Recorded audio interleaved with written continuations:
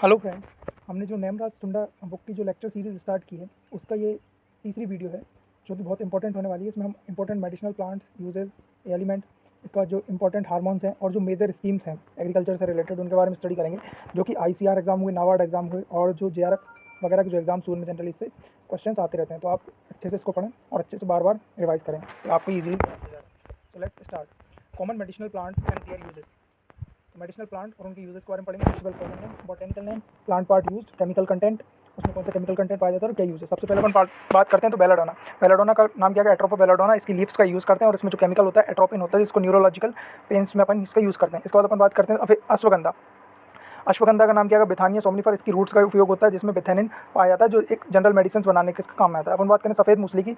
सफ़ेद मूसली का नाम है राइवोल्फिया सर्पेंटाइना। ठीक है, इसमें रूट्स का प्रयोग किया जाता है और इससे सर्पेंटाइन और रेजरपिन दवाई बनाई जाती है, इससे और सर्पेंटाइन दवाई बनाई जाती है, जो केमिकल कंटेंट होता है। ठीक है, इसके बाद इसका यूज़ किस में किया जाता है? ट्रीट हाइपरटेंशन, मतलब कि किसी को ज़्यादा टेंशन होती है उसको ट्रीटमेंट करने के लिए, और हाई ब्लड प्रेशर को ये कंट्रोल करने के लिए इसका काम बात करते हैं। अब हम बात करते हैं सफ़ेद मूसली। तो सफ़ेद मूसली का नाम होता है क्लोरोफाइटम बोरीविलियनम स्पीसीज। ठीक है, इसका जो पार्ट यूज़ होता है, इसकी भी रूट्स का यूज़ होता है और उसमें सेपोनिन पाया जाता है। इसका यूज़ किस किस में किया जाता है? डायबिटीज़, और इसे सेकेंडरी शिलाजीत बोलते हैं। ठीक है, इसके बाद अपन बात करते हैं तो ओपियम पोपी। ओपियम, ठीक है, पोपी, अफीम पोस्ट।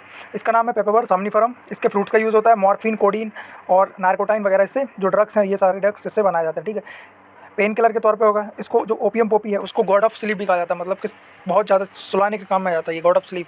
ठीक है, क्योर ल्यूकेमिया, कैंसर के इलाज में भी इसका यूज़ होता है, रक्त कैंसर के में। इसके बाद अपन बात करें इसबगोल। इसबगोल क्या होता है? पेंटागो ऑप्टा, इसका हस्क और सीड इसका यूज़ होते हैं। ठीक है, सीड हस्क। इसमें म्यूसिलेज पाया जाता है, जो लैक्सेटिव यूज्ड अगेंस्ट इरिटेशन इन गैस्ट्रोइंटेस्टाइनल ट्रैक्ट। जो गैस्ट्रोइंटेस्टाइनल ट्रैक्ट होती है ना अपनी, उसमें इसका यूज़ किया जाता है। ठीक है, इसका तो अपन बात करते हैं तो गूगल। ठीक है, कॉमीफोरा विकथी गूगल का नाम है। इसकी गम और रेजिन, इसमें ग्लूपिड्स पाए जाते हैं। Treat obesity, arthritis and reduce cholesterol. इसके बाद अपन बात करते हैं तो मिनरल्स। जो मिनरल्स हैं उनके द्वारा जो डिफिशियंसी होती है उससे मनुष्य पे क्या इफेक्ट पड़ता है? ह्यूमन पे इफेक्ट पड़ता है। तो अपन बात करें तो कैल्शियम की कमी से क्या होगा? रिकेट्स होगा और मिल्क फीवर होगा। फास्फोरस की कमी से भी रिकेट्स होगा और ऑस्टोमलेशिया और पीका। ऑस्टोमलेशिया और पीका ये सब इससे फास्फोरस की कमी से होंगे। आयरन की कमी से क्या होगा? एनीमिया, रक्त की कमी हो जाएगी। ठीक है, जिंक की कमी से क्या होगा? Para keratosis. क्या होगा? पैरा कैराटोसिस होगा। अपन मैग्नीज की बात करें तो मैग्नीज की कमी से क्या होता है? पैरासिस होता है। ठीक है, इसके बाद आयोडीन की वजह से कमी से क्या होगा? ग्वाइटर, घेंगा रोग। इसके बाद कोबाल्ट की बात करें तो कॉस्ट डिसीज़ हो जाता है कोबाल्ट की कमी के कारण। ठीक है, अपन बात करें मिनरल्स की, एक्सेस के कारण, मतलब कि मिनरल्स की अधिकता के कारण क्या होगा? मोलिब्डेनम के कारण क्या होगा? मोलिब्डेनोसिस। बेडिनोसिस। फ्लोरीन के कारण होगा फ्लोरोसिस। और सेलेनियम के कारण क्या होगा? डेंगाला या एल्काली डिसीज़। तो सेलेनियम के कारण क्या क्या होगा? डेंगाला या एल्काली डिसीज़। अब अपन बात करते हैं एलिमेंट और उससे जुड़े हुए डिसीज़ के बारे में। तो अपन कैल्शियम और मैग्नीशियम ऑक्सीलेट किससे जुड़े होते हैं? जो किडनी स्टोन होती है उसमें कैल्शियम और मैग्नीशियम ऑक्सीलेट के कण किडनी में स्टोर होते जाते हैं, जिसके कारण जो स्टोन बन जाती है। तो इसलिए जो किडनी पेशेंट्स होते हैं उनको जो अपने टमाटर वगैरह के सेवन को मना बोला जाता है कि टमाटर वगैरह ना खाएं। अब हम बात करें तो लेड के कारण क्या होगा? मेंटल रिटार्डेशन होगा। फ्लोराइड के कारण फ्लोरोसिस होगा, दांतों को वो पड़ता है फ्लोरोसिस। इसके बाद अपन आर्सेनिक क्या होता है? आर्सेनिक तो वैसे पॉइजनिंग होता है। और आयरन के कारण क्या होता है? कॉन्स्टिपेशन और डिसेंट्री। अपन बात करें तो growth, substance and their functions. जो प्लांट में जो हार्मोन्स हैं उनके बारे में पढ़ा और उनके सब्सटेंस के बारे में देखें तो इनसे जनरली क्वेश्चन हर एग्जाम में आ रहा है, ग्रोथ, सब्सटेंस और हार्मोन से रिलेटेड। सबसे पहले बात करें अपन ऑक्सीजन के बारे में। ठीक है, तो ऑक्सीजन को खोजा किसने था? FW वेंट ने खोजा था। It has apical bud dominance, inhibit root elongation and promote cell division in tissues. ये क्या करता है? रूट इलोंगेशन को कम करता है और जो सेल डिवीजन होता है उसको बढ़ाता है। ठीक है, inhibit root elongation and promote cell division in tissue cultures. Indole acetic acid prevent premature fruit dropping. Indole butyric acid root formation को बढ़ाता है। ठीक है, और नेफ्थेलिक एसिड फ्रूट छिना रहेगा, prevent fruit dropping. Fruit dropping कौन कौन रोकता है? तो फ्रूट ड्रॉपिंग अपना रोकता है इंडोल ब्यूट्रिक एसिड, जो नेफ्थेलिक एसिड एसिड। अपन 240 का करें तो ये क्या है? आर्टिफिशियल ऑक्सीजन है, सिंथेसाइज्ड। ठीक है, इसको फ्रूट सेटिंग हार्मोन 20 ppm तक देंगे तो and also use as herbicide. 240 herbicide की तरह भी यूज़ करते हैं। जब अपन 20 ppm से ज़्यादा देंगे तो क्या होगा? ये किसकी तरह? हेर्बिसाइड की तरह काम करेगा। साइटोकाइनिन किस डॉर्मेंसी ब्रेक करेगा। ये क्या करता है? सेल डिवीजन को कंट्रोल करता है जनरली। ठीक है, इसका अपन बात करें जिब्रेलिन्स की, तो जिब्रेलिन्स किस काम में? ये जो जिब्रेला फ्यूजिफार जो फंगस है ना अपनी फ्यूजिकोरिया, उससे निकाला गया था। कुरोसावा जो वैज्ञानिक थे अपने जापान के, उन्होंने निकाला था। Dormancy breaker stimulate cell. ये क्या करता है? सेल इलोंगेशन, मतलब सेल की जो लंबाई बढ़ा देता है इससे, जो और जो अपनी प्लांट की लेंथ बढ़ाने के काम में आता है। ठीक है, इसको तो जिब्रेलिन का यूज़ अपन हाइब्रिड सीड प्रोडक्शन में भी करते हैं ना, राइस के हाइब्रिड सीड प्रोडक्शन में। तो किस लिए करते हैं? तो कंप्लीट पेनिकल इनेक्शन, मतलब पूरा पेनिकल को निकालने के लिए। पूरा पेनिकल पूरा निकलेगा तो ईल्ड अच्छी होगी, ठीक, पॉलिनेशन अच्छा होगा। एब्सिसिक एसिड, ठीक है। AVA के बारे में बात करें तो dormancy induced stomata closure also called as anti gibberellin. Anti gibberellin भी कहते हैं। ये क्या हुआ, ये डोरमेंसी को लाता है प्लांट में, और इसे स्ट्रेस हार्मोन के नाम से भी अपन लोग जानते हैं, ठीक है। ये स्ट्रेस कंडीशन में बनता है ज़्यादा। तो dormancy induced stomata closure and also called as anti gibberellin. अब हम बात करते हैं तो एथाइलिन। एथाइलिन एकमात्र गैसीय हार्मोन है रिपनिंग ऑफ फ्रूट्स, जो कि फलों के पकने से संबंधित है। Isodiametric growth of stems and root, available in 2 forms, 2 तरह से अवेलेबल होता है। तो एथर्ल रहेगा और दूसरा है ethephon. Ethrel it is a liquid form of ethylene and used for banana fruit ripening. Ethrel का यूज किसमें किया जाता है, बनाना फ्रूट रिपनिंग के तौर पे किया जाता है। एथर्ल गेमेटोसाइट के तौर पे भी काम करता है, ठीक है। Over plant science of plant breeding में पढ़ता है, ठीक है। इसके बाद अपन बात करें तो ethephon. Ethephon is a gaseous form of ethylene. तो गैसियस फॉर्म कौन सा है एथिलीन का, ethephon, and used for the early ripen of sugar cane, wheat, coffee, tobacco and rice. अपन बात करते हैं तो क्लोरमेक्वेट CCC, इसको साइक्लोसोल भी बोलते हैं। ये लॉजिंग प्रिवेंटर है, मतलब ग्रोथ रिटार्डेंट है, मतलब प्लांट को ज़्यादा बढ़ने नहीं देता, ठीक है। इसके बाद अपन बात करें तो मैलिक हाइड्रोजाइड, ये क्या है, स्प्राउट स्टॉप, ठीक है। ये क्या होता है, जो अंकुरण को रोक देता है। ये ग्रोथ रिटार्डेंट है, प्रिवेंट ऑनियन स्प्राउटिंग इन storage, sold under trade name sprout stop. तो ये जेरा प्लांट साइंस के इस साल का क्वेश्चन है कि जो पोटैटो में वो कौन अंकुरण को कौन रोकता है, तो मैलिक हाइड्रोजाइड, ठीक है। देन बात करते हैं विटामिन एंड एंजाइम्स के बारे में। तो विटामिन शब्द किसने दिया था, विटामिन शब्द दिया था फंक्शन 1912 में। Vitamin are necessary food factors play vital role in the growth, nutrition and metabolic. Fat soluble vitamin कौन सी हैं, vitamin A, D, E and K। जो A, D, E and K क्या है, फैट सोल्यूबल। आपको याद रखना कौन सी, वाटर सोल्यूबल याद रख लोगे, जो बाकी बच्चे कैसी फैट सोल्यूबल होंगी। तो वाटर सोल्यूबल कौन कौन सी है, BC, ठीक है। अपन बात करते हैं तो फॉलिक एसिड के बारे में। Folic acid is essential for the maturation of RBC। RBC के मैचुरेशन के लिए क्या फॉलिक एसिड जरूरी है। The largest concentration of minerals are found in the bones and teeth. जो मिनरल कंसंट्रेशन सबसे ज़्यादा कहाँ पाया जाता है, बोन्स और टीथ में पाया जाता है। Calcium is essential component of all living cells, helps in body building. Body building में भी काम करता है। जो मिडिल लेवल होती है ना प्लांट्स में, ठीक है, 2 सेल वॉल के बीच में, तो कैल्शियम तथा मैग्नीशियम पैक्टेट की बनी होती है, जिसमें कैल्शियम बहुत मुख्य भूमिका अदा करता था। टर्म एंजाइम पास, एंजाइम टर्म किसने दिया था, W कोहेन ने दिया था 1898 में। Enzyme are those organic substance which are the capable of catalysing chemical reaction in living systems. अब अपन बात करते हैं एसेंशियल अमीनो एसिड। जो प्रोटीन किससे होती है, अमीनो एसिड से बनी होती है। अमीनो एसिड को अपन जनरली 2 कैटेगरीज में डिवाइड कर देते हैं, एसेंशियल अमीनो एसिड और नॉन एसेंशियल अमीनो एसिड। तो एसेंशियल अमीनो एसिड में कौन से आते हैं, जो अपने शरीर में नहीं बन रहे हैं, जिनको अपने को फूड के माध्यम से लेना है, भोजन के जरिए, कि वो अपनी शरीर की आवश्यकताओं को पूर्ति कर सकें। तो ये आते हैं एसेंशियल अमीनो एसिड। और नॉन एसेंशियल अमीनो एसिड्स में कौन कौन से आते हैं, वे सभी आते हैं जिसमें जो अपने शरीर में बनते हैं और जिसको भोजन में अपनी जरूरत नहीं है, ठीक है। तो essential amino acid they can not synthesize in our body, these are the, ये 10 हैं, जिसमें से 10 कौन कौन से हैं, tryptophan, valine, methionine, isoleucine, leucine, lysine, phenylalanine, arginine, threonine और हिस्टिडीन। इसकी ट्रिक है टीवी, मिल, पथ, ठीक है। अब हम बात करते हैं essential fatty acids, 4 in number हैं। ओला, एसेंशियल फैटी एसिड कौन से हैं, 4 हैं। ओलिक एसिड, लिनोलिक एसिड और लिनोलेनिक एसिड एंड एरिचिडोनिक एसिड, ठीक है। तो ये अब हम बात करते हैं जो एग्रीकल्चर से रिलेटेड इंपॉर्टेंट ईयर कौन कौन सी है, ठीक है, और जो पर्टिकुलर ईयर के नाम दिए गए हैं। तो ये बहुत इंपॉर्टेंट है। जो जनरली ये क्वेश्चंस कभी कभी पूछ लिए जाते हैं, जो स्टेट एग्रीकल्चर यूनिवर्सिटीज़ के एंट्रेंस एग्जाम होते हैं और जो स्टेट एग्जाम्स वगैरह होते हैं एग्रीकल्चर से रिलेटेड, उनमें। तो अपन बात करते हैं, देखो 4 में क्या हुआ, चावल की साल थी, तो 4 से चावल, 4 से 4। इंटरनेशनल ईयर ऑफ राइस कितनी है, 2004। अब बात करते हैं 2005 में। 5 में क्या है, फिजिक्स। 6 में आया international year of desert and desertification. 6 में क्या, डेजर्ट और डेजर्टिफिकेशन। 7 में वाटर, 8 में पोटैटो, 8 से आलू, 8 से 8, ठीक है। तो 8 में आलू, 8 में 2008 जो इंटरनेशनल ईयर थी पोटैटो की। 9 में क्या था, फाइबर। 10 में बायोडाइवर्सिटी। 11 में क्या था, इंटरनेशनल ईयर ऑफ फॉरेस्ट। जो 11 थी वो किसके लिए थी, फॉरेस्ट के लिए थी, और 10 किसके लिए थी, बायोडाइवर्सिटी के लिए। तो पहले बायोडाइवर्सिटी, देन फिर 11 में फॉरेस्ट, और 11 में ये बनने इंटरनेशनल ईयर ऑफ केमिस्ट्री भी सेलिब्रेट किया था, ठीक है। और 2012 में क्या था, इंटरनेशनल ईयर ऑफ कॉर्पोरेटिव, और 2012 थी year of horticultural, declared by the ministry of agriculture and food processing, government of India. अब हम बात कर लेते हैं कुछ इंपॉर्टेंट एग्रीकल्चर से रिलेटेड डेज। सबसे पहले बात करते हैं 15 मार्च। 15 मार्च को क्या होगा, वर्ल्ड कंज्यूमर डे। 21 मार्च को क्या होगा, वर्ल्ड फॉरेस्ट्री डे। 30 मार्च को क्या होगा, राजस्थान डे। 5 जून को क्या होगा, वर्ल्ड एनवायरमेंट डे। इसके बाद 11 जुलाई को क्या होगा, वर्ल्ड पॉपुलेशन डे। 16 जुलाई को क्या होगा, ICR डे। 16 सितंबर को क्या होगा, ओजोन डे। 16 अक्टूबर को क्या होगा, फूड डे। तो आपको 16 जुलाई भी याद रखना, सितंबर भी याद रखना, अक्टूबर भी याद रखना। 4 दिसंबर को क्या होगा, वुमेन इन एग्रीकल्चर, ठीक है, डे। अब अपन बात करते हैं तो 23 दिसंबर को क्या होगा, किसान डे। किसान डे जो चौधरी चरण सिंह जी का बर्थडे है उस दिन मनाया जाता है, ठीक है। इन्हें किसानों को मसीहा कहा जाता है, ठीक है। अब अपन बात करते हैं कि फर्टिलाइजर ट्रेड्स के बारे में, ठीक है, बहुत इंपॉर्टेंट टॉपिक है fertilizer trade. India is meeting 85% its urea requirement through indigenous production but depend heavily on imports of its phosphatic and potassic fertilizer requirement.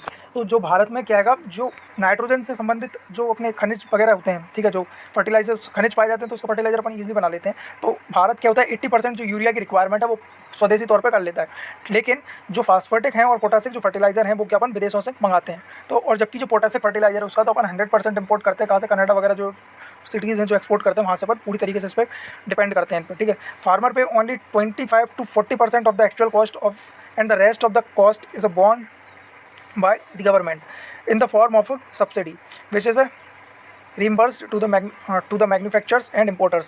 The production of urea is estimated at 215.37 lakh tons in 2010-11 and the DAP and complex is at 39.58 lakh tons. There have been major policies initiative in fertilizer sector. Introduction of nutrient based subsidy scheme with effect from the 1 April 2010 under the nutrient based subsidy NBS। जो nutrient based subsidy उसमें कितने 5 nutrients को अपन ने, ठीक है, वो किया अपन ने। तो न्यूट्रिएंट बेस्ड सब्सिडी किसके लिए, एक तो देखो अपन under the nutrient based subsidy scheme NBS government has amended subsidy per kilogram of nutrient NPK and S content in phosphorus and K content as well as per metric ton। 5 के लिए दिए, calcium magnesium sulphur boron और एक और है, ठीक है। तो इरिगेशन ट्रेड अपन बात करें तो irrigation trade the total irrigation potential in the country has increase from 81.1 million hectare in 1991 to 108.2 million hectare in March 2010। More than 75% of annual rainfall is received during the south west monsoon. जो भारत में जो 75% से ज़्यादा rainfall किसके द्वारा होती है, जो साउथ वेस्ट मानसून आता है, साउथ वेस्ट मानसून उसके द्वारा होती है, जून से सितंबर तक के बीच, ठीक है। मेजर स्कीम्स, अब जो अपन नेक्स्ट इंपॉर्टेंट टॉपिक बात करने वाले हैं, major schemes and programmes agriculture से रिलेटेड, ये जनरली एग्जाम्स में पूछे जाते हैं, ठीक है। तो सबसे पहले बात करते हैं नेशनल फूड सिक्योरिटी मिशन। ये कब आया था, रवि 2007 से स्टार्ट किया गया था। The national food security mission was launched in rabi 2007 with a view of enhancing the production of rice, wheat and pulses by 10 metric ton, 8 metric ton and 2 metric ton respectively by the end of the 11th plan। जो 11th plan था अपना 2007 से लेकर 2012 तक का, उसमें अपने को ये कंप्लीट करना था कितना, 10 मेट्रिक टन अपने को बनाना था राइस का, व्हीट का 8 मेट्रिक टन और पल्सेस का 2 मेट्रिक टन, ठीक है। अपन बात करें तो the mission aims to increase production through area expansion. इसका क्या था, कैसे अपने को प्रोडक्शन बढ़ाना है, तो एक तो एरिया बढ़ा के बनाएंगे और दूसरा प्रोडक्टिविटी बढ़ा के, जिसके कारण क्या होगा,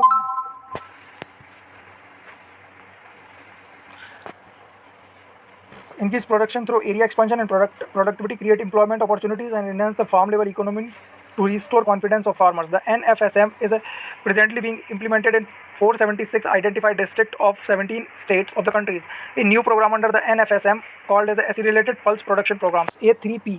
तो एक नया प्रोग्राम है NFSM के अंतर्गत जिसे अपन क्या बोलते हैं, Accelerated Pulse Production Program। तो A3P मतलब एक बार आ रहा, 3P 3 बार आता, तो Accelerated Pulse Production Program। अपन बात करते हैं तो अंडर A3P के बारे में 1000 block demonstrations of the technology have been launched from 2010-11। This programme will essentially promote plant nutrients and plant protection centric technologies in compact blocks of 100 hectare each for 5 major pulses crops, namely जो 5 major pulse crop कौन कौन सी है, एक तो है तुअर, मूंग, उड़द, gram and lentil. तुअर की दाल, मूंग की दाल, उड़द की दाल, चने की दाल और लेंटिल, मशहूर, ठीक है। अपन बात करें कंपोनेंट्स या एक्टिविटीज़ ऑफ NFSM। तो NFSM में क्या क्या एक्टिविटीज़ हैं, ठीक है, और क्या क्या उसके कंपोनेंट्स हैं। तो demonstration of improved package of practices. जो इम्प्रूव्ड पैकेज ऑफ प्रैक्टिस मतलब कि कैसे कल्टीवेशन करना है, क्या क्या उसमें कब कौन सी कितनी प्लाउइंग करना है, कितना पानी देना है, तो वो पैकेज ऑफ प्रैक्टिसेस का क्या करना है, डिमॉन्स्ट्रेशन करना है, ठीक है। इसके बाद demonstration of the system of rice intensification for Henri de Laulanie दी थी किसने, SRI सिस्टम, ठीक है। इसके बाद अपन बात करें तो distribution of high yielding variety seed of rice, wheat and pulses and hybrid seeds, soil ameliorants such as the gypsum, lime, micronutrient to restore soil fertility and higher productivity, integrated pest management, improved farm machineries including water saving devices have been distributed. Farmers field school FFS level training, farmers field school level training करना। In addition, about several lakhs block demonstration have been conducted during the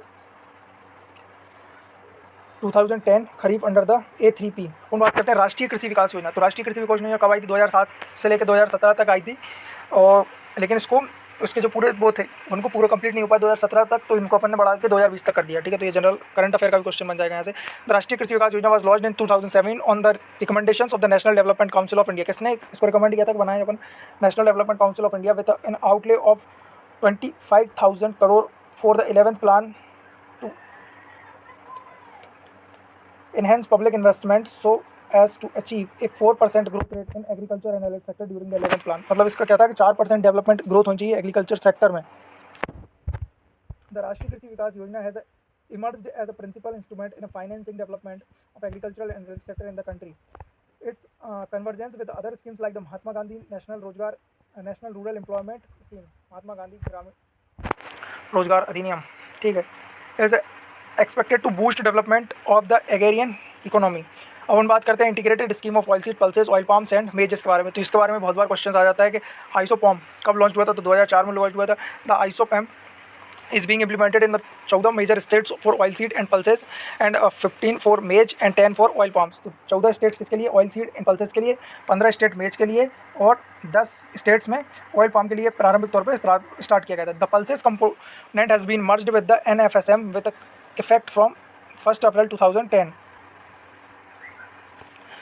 The scheme provides flexibility to the states in the implementation based on a regionally differentiated approach to promoting crop diversification।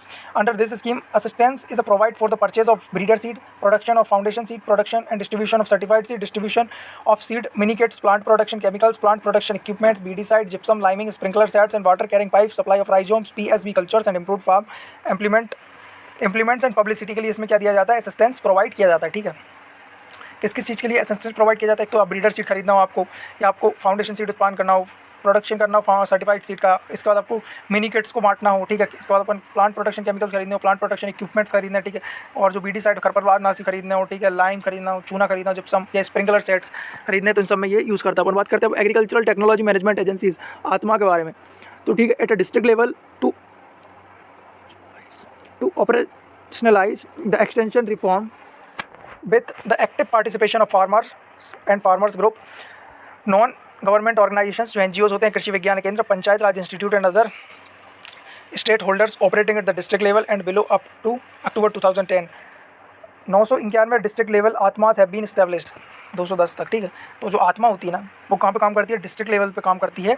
और क्या होता है, technology management करने की एक agency है जो farmers तक टेक्नोलॉजी को पहुंचाने में सहायता करती है। इसके साथ कौन कौन NGOs जुड़े हुए हैं, फार्मर्स के ग्रुप जुड़े हुए हैं, कृषि विज्ञान केंद्र जुड़ा हुआ, पंचायत राज इंस्टीट्यूट वगैरह इससे जुड़े हुए रहते हैं। ठीक है, gender concern are being mainstreamed by the mandating the 30% of resources on programme and activities are allocated for women farmers and extension functionaries. ठीक है, अब हम बात करते हैं नेशनल हॉर्टिकल्चर मिशन NHM के बारे में, जो 2005 में आया था, अपना कब आया था, मई 2005 में। ठीक है, अपन बात करते हैं the ministry of agriculture has been implemented the centrally sponsored national horticulture mission for the holistic development of horticulture sector since 2005 से लेकर अपने को हॉर्टिकल्चर सेक्टर का ज़्यादा विकास करना था। तो जो मिनिस्ट्री ऑफ एग्रीकल्चर है उसने क्या किया, नेशनल हॉर्टिकल्चर मिशन लेके आई। All the states and the 3 union territories of Andaman and Nicobar island, Lakshadweep and Puducherry are covered under the mission except the 8 north eastern state. जो नॉर्थ ईस्टर्न स्टेट्स हैं उनको छोड़ के इसमें सभी स्टेट्स और 3 यूनियन टेरिटरीज को अपन ने रखा था। ठीक है, the latter are covered under the horticulture mission for the north east and Himalaya states.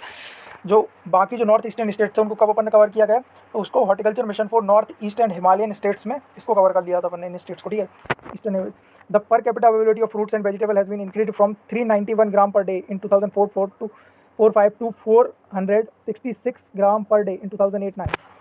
तो जो ये जनरली पूछ लिया जाता है डाटा कि कितना फूड एंड वेजिटेबल अपने पास अवेलेबिलिटी है, ठीक है, पर कैपिटा,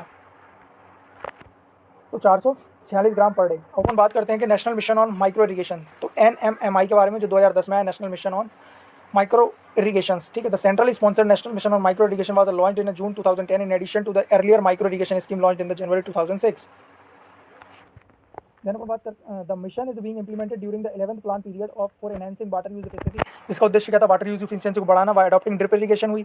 जो ड्रिप इरीगेशन होती है उसमें एफिशिएंसी बहुत ज़्यादा होती है, और अपन जब अगर अपने पास पानी के कम सोर्सेज हैं तो अपन इसको ड्रिप इरीगेशन को उस जगह पर इंप्लीमेंट कर सकते हैं, जिससे अपने लिए जो पानी का संकट है उसमें बचा सकते हैं अपन। ठीक है, sprinkler irrigation system in all states in union territories for both horticulture and agricultural crops. अपन बात करते हैं नेशनल बॉम्बू मिशन के बारे में, तो NBM November 2004 with the view of harnessing the potential of the bamboo crop in the country, the Ministry of Agriculture has been implemented the centrally sponsored NBM National Bamboo Mission in 27 states in the country during the year 2016. The mission aimed to promote holistic growth of the bamboo sector.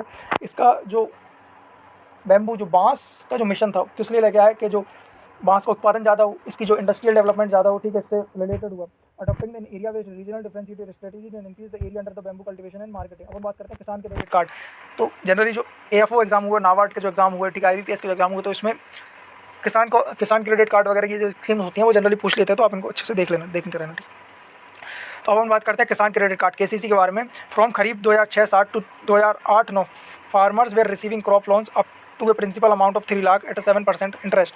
In the year 2009-10, government provided an additional 1% interest subvention to those farmers who repaid their short-term crop loans as per schedule. The government has raised the subvention for timely repayment of crop loans from 1% to 3% from the year 2010-11.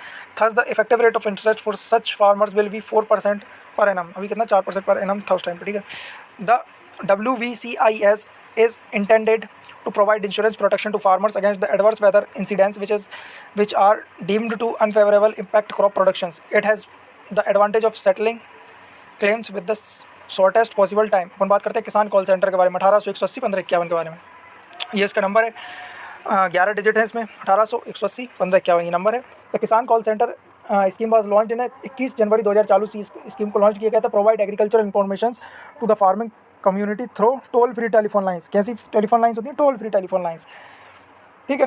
Replies to the queries of the farming communities are being provided in 22 local languages. कितनी languages में provide की जाती है farmers की queries को? तो 22 विभिन्न भाषाओं में इसका वो प्रोवाइड किया जाता है अपने लिए, ठीक है। Calls are attend from 6 AM to 10 PM on all the 7 days of the week. ये क्या होता है, इसमें अपन सुबह 6 बजे से लेकर रात 10 बजे तक अपन किसान कॉल सेंटर में कॉल कर सकते हैं, और ये पूरे सप्ताह के 7 दिन ये खुला रहता है, ठीक है। अब हम बात करते हैं agree clinic and agri business centre.